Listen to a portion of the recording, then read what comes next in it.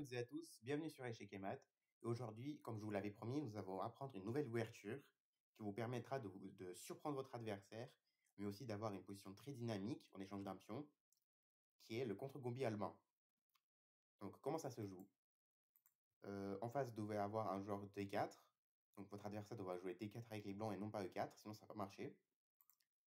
Nous allons répondre avec D5. Donc, on va contester le centre.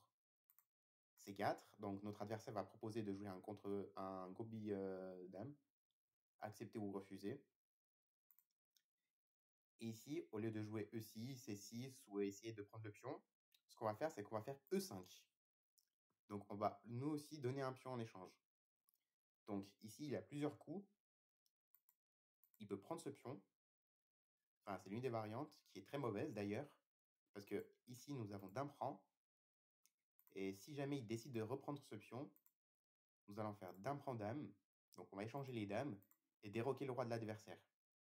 Donc là, il peut se dire, ok, j'ai un pion de plus, je suis meilleur que lui. Sauf qu'en fait, pas vraiment, parce qu'en échange de ce pion, nous avons une position très dynamique qui va se créer en tapant sur ce pion. Donc déjà, on fait cavalier C6, on met de la pression sur le pion. Cavalier F3, logique. Fou E6, on se développe. Un coup comme cavalier C3, ce serait logique. Grand roc, donc en roc, mais en même temps, on tape sur le roi adverse. Il est obligé de bouger. Roi C2, ce serait un peu trop exposé pour lui, donc pour lui, ce serait mieux de faire roi E1. Fou P5, on cloue le cavalier, on cloue le roi en passant par le cavalier. Donc là, en plus, on menace de prendre le cavalier. Et une fois qu'il aura repris du pion, donc admettons, il fait A3. Une fois qu'on aura repris ce cavalier, il va avoir un pion isolé et une structure de pion très mauvaise, ce qui va nous permettre de rattraper le pion de retard qu'on avait, mais en plus de conserver l'activité. Donc on va venir là. Là, il n'a pas le choix, il est obligé de se développer. On va sortir notre cavalier. Donc voilà, il va pousser son pion peut-être pour développer son fou, ce serait bien. De 2 cases d'ailleurs, parce que vous allez voir pourquoi. Là, on va faire cavalier G6, on va taper sur ce pion. Et là, il a des questions à se poser parce qu'il va vraiment avoir du mal à le défendre ce pion. Parce que là, directement, déjà, il a rien pour défendre. Ce qui n'est pas ouf. Donc, il va être obligé de le donner, ce pion. Et même une fois qu'il se sera développé, donc on va faire cavalier prend. Si là, on compare l'activité des pièces, ce cavalier est légèrement mieux que celui-là. Ces deux-là sont équivalents. Ce fou-là est meilleur que celui-là. Ce fou est légèrement mieux que celui-là, parce qu'il est mieux placé. Cette tour est plus active que celle-ci, ça c'est sûr. Et ces deux-là sont à peu près équivalentes. Donc, sur l'activité en dominant, sécurité des rois, nous on a roqué, contrairement à lui qui n'a pas encore roqué. Donc, pour l'instant, on a un léger avantage, mais il risque de faire petit roc et vite d'en finir. Donc, on va dire à peu près égal. La structure de pions, nous avons 3 pions ici contre 4 de ces pions-là, de ce côté-là, et 2 de ces pions contre 3 des nôtres. Donc, ça, c'est pas mal. Donc, ça aussi, c'est égalité. Et matériel, on n'a pas de pion en moins vu qu'on l'a récupéré. Donc, il y a aussi égalité. Ce qui fait qu'on aura une meilleure activité que lui en échange de rien du tout. Donc, c'est pour ça que la variante en faisant céder est considérée comme inférieure. Et c'est d'ailleurs pour ça qu'en général, les gens prennent le pion en E5. Mais qu'est-ce qu'il faut faire une fois que le pion en E5 il est pris? Bah, tout simplement, on ne va pas toucher ce pion-là, comme vous l'auriez pu penser. On va pousser en faisant D5, D4, pardon. Et là, on a une idée très astucieuse qui est on va pas le laisser se fou sortir de ses cases en fait. Pourquoi? Parce que si jamais il décide de faire E3 pour essayer de se développer, donc il va penser qu'on va faire tout simplement pion prend, il va reprendre du fou et il va être très bien. Il aura un pion de plus. Sauf qu'en fait, E3, c'est une très grosse erreur parce que sur E3, nous avons fou échec, coup intermédiaire. Là, ce qui va se passer, c'est que si jamais il met son cavalier, on va reprendre le pion. Et sur pion prend, il aura 2 pions isolés, centrés et qui vont être très faibles. Donc, ce qui va nous permettre de venir gratter les pions très facilement. Et de même, si jamais il met son fou, on pas reprendre le fou, on va reprendre le pion. D'ailleurs, nous avons réalisé un short explicatif pourquoi E3 n'est pas un bon coup. N'hésitez pas à aller le consulter. Donc en fait, pour ceux qui ne l'auraient pas vu, sur fou prend fou, on a un très fort coup qui est pion prend, fourchette sur le roi et sur le cavalier. Donc si jamais on reprend le pion, s'il reprend le pion, on prend sa dame. C'est bénéfique. Et si jamais il décide de faire roi As2, on va prendre le cavalier, on va faire promotion cavalier pour faire échec au roi, forcer la prise de la tour, forcer la prise du cavalier, pardon. Et là, tout simplement, on va faire fou échec et récupérer la dame au prochain coup. Parce que là, une fois qu'il va bouger son roi, on aura le fou et la dame qui vont attaquer cette dame, contrairement à lui qui aura seulement le roi qui défend. Donc au prochain coup, on pourra prendre la dame. Donc ici également, il va être obligé de prendre le pion avec le pion. Et là, comme tout à l'heure, il a les deux pions qui sont isolés, centrés, qui vont être très faciles à taper. Donc c'est pour ça qu'il ne peut pas jouer au 3. Donc c'est pour ça qu'en général, il fait cavalier F3, il se développe, pour non seulement protéger ce pion, mais aussi attaquer le nôtre. Nous allons faire de même en faisant cavalier C6, on protège le nôtre et on attaque le sien. Et ici, il y a deux coups qui sont possibles, qui sont cavalier BD2 et A3. Donc dans cette vidéo, nous allons regarder cavalier BD2, mais nous allons également sortir une future vidéo qui va expliquer comment réagir si jamais notre adversaire joue A3. Donc n'hésitez pas à la consulter dans le futur. Donc nous allons regarder cavalier BD2. Donc sur cavalier BD2, son idée elle est simple. Il a l'intention de faire cavalier B3 et faire triple pression sur ce pion. Donc il aura le cavalier qui sera là qui va taper, le cavalier en F3 et sa dame en D1. Alors que nous, on n'aura que 2 pièces. Et si jamais il arrive à gratter ce pion, on va être vraiment mal parce que dans ce cas-là, il aura 2 pions de plus. Et là, même si on aura une belle activité, ça va pas suffire. Donc là, ce qu'on va faire, c'est qu'on va faire cavalier GE7. Parce que vous vous doutez bien que la case F6, elle est prise. Donc notre adversaire, lui, il va continuer son plan en sortant son cavalier. Nous, on va faire cavalier G6.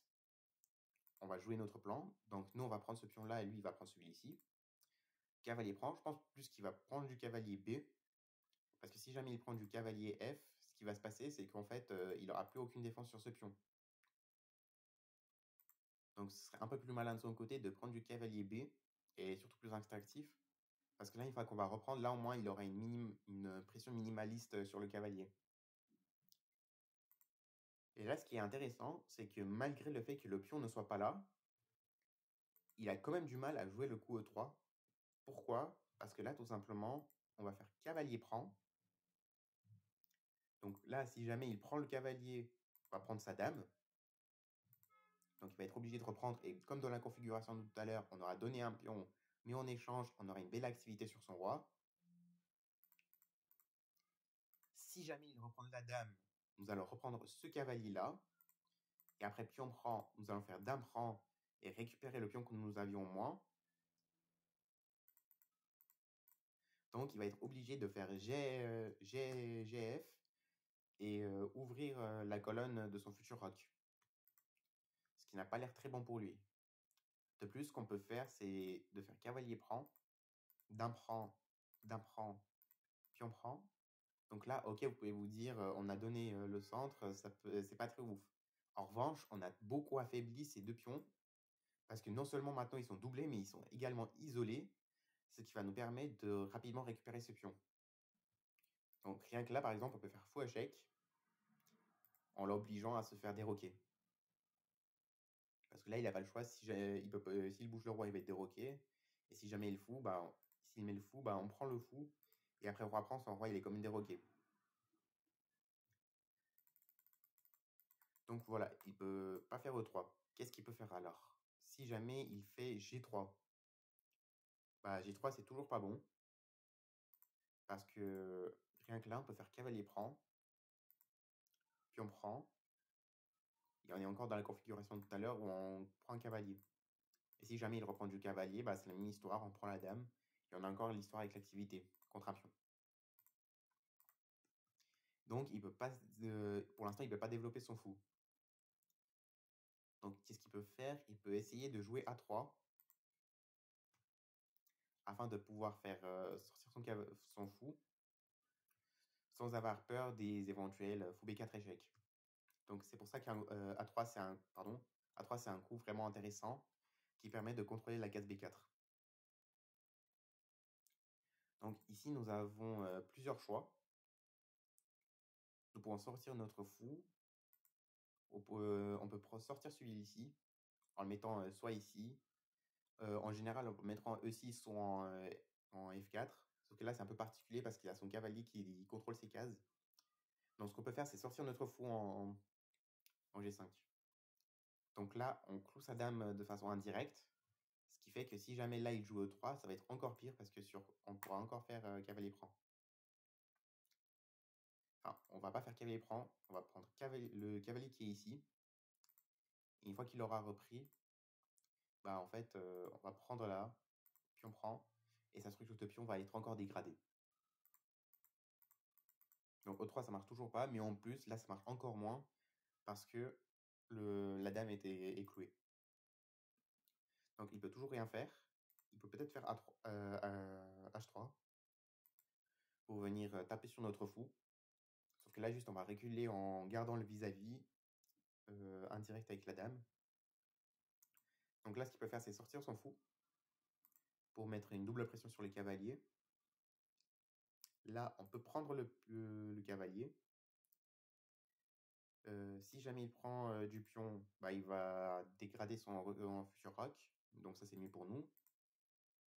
Et de plus, si jamais il prend l'un des pions, en fait, ce qui se passe, c'est que juste on va prendre le cavalier au prochain.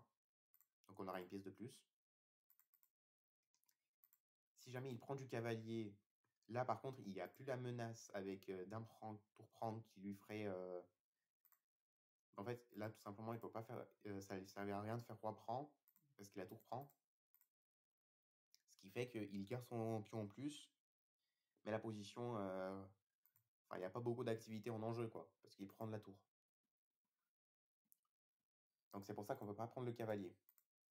Alors, en revanche, ce qu'on peut faire, c'est prendre ce pion-là, récupérer le pion qu'on avait en moins, et jouer la position comme ça.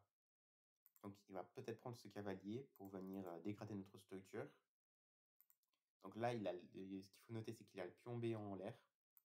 Donc il va sûrement pousser le pion. Pousser B3, ça n'a pas l'air très fort, très intéressant pour lui, parce qu'il met les deux pions à côté. Donc ses pions deviennent vite pendants. Et surtout, son pion serait beaucoup plus solide en B4. Et même s'il a fait B3, tôt ou tard, il avait quand même poussé B4. Donc mieux vaut le faire tout de suite pour gagner du temps. Donc il fait B4. Et là, tout simplement, on va sortir notre fou, on va tranquillement finir notre développement. Donc là, si jamais il reprend du fou, bah, on peut même prendre du pion pour ensuite faire des 5 et dédoubler nos pions. Plus avoir de problème avec notre structure. Et là, si on regarde le matériel, on a récupéré le pion qu'on avait donné en E5. Donc ça, c'est très bien. On a une légère meilleure activité que lui. Parce que lui, il n'a pas développé son fou, il doit encore roquer, alors que nous, on peut roquer d'un coup. Donc voilà, sécurité des rois, bah, la sécurité elle est à peu près égale vu qu'il n'y a pas beaucoup d'attaques. Et d'ailleurs, en fait, ce qui est intéressant, c'est que si jamais là, il commence à pousser E3, son cavalier va va être cloué.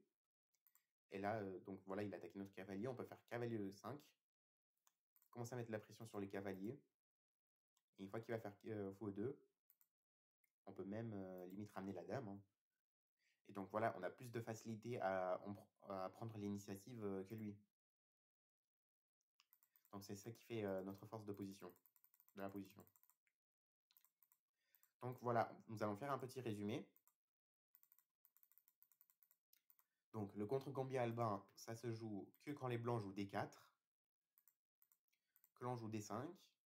Donc là, attention, notre adversaire peut jouer cavalier F3. Et donc, il faudra quand même avoir une ouverture en tête pour pouvoir réputer ça. Parce que bien sûr, quand vous vous doutez bien, notre adversaire n'est pas obligé de faire C4. Enfin, pas tout de suite. Donc, si jamais il fait C4, là, on a une très belle ouverture. On a notre très belle ouverture qui est le contre-Gambia albin avec E5.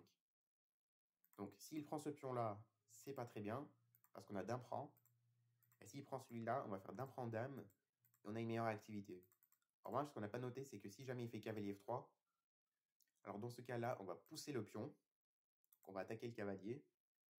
Notre idée, c'est que si jamais il bouge le cavalier, on va prendre le pion. Donc ça, c'est mieux pour nous.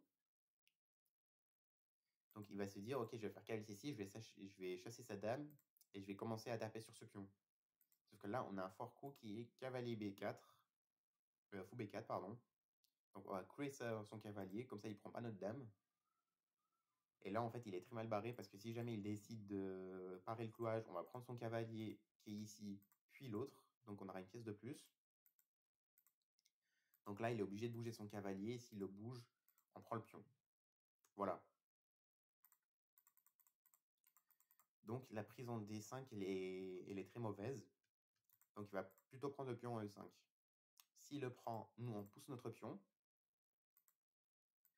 Il va jouer cavalier F3. À noter qu'il ne peut pas jouer E3 pour les raisons qu'on a vues. Cavalier C6. On protège notre pion et on attaque le pion adverse.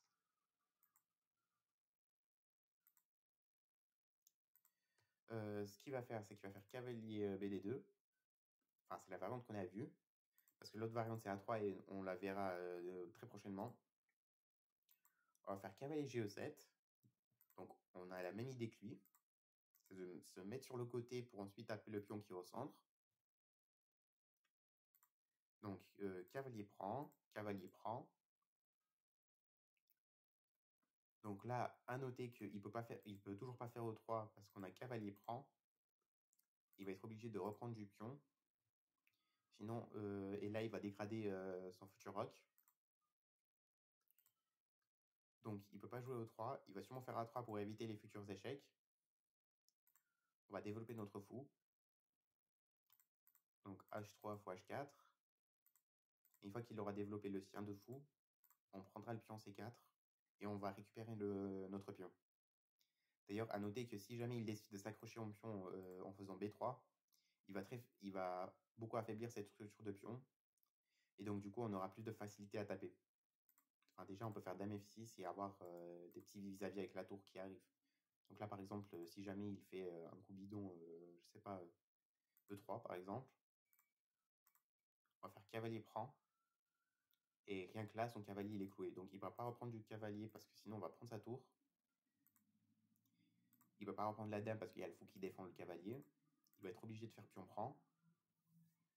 Et rien que là, on peut faire grand roc.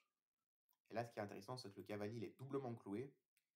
Parce que s'il le bouge, on attaque la tour et la dame adverse en même temps. Donc, il n'y a pas un monde où ce cavalier pourra bouger. Et rien que là, on a 3 pressions sur le cavalier alors que lui, il n'a que 2 défenses. Et si jamais il décide de mettre son fou, on va ramener le nôtre et ce cavalier va vite tomber. Voilà, on en finira avec ça aujourd'hui.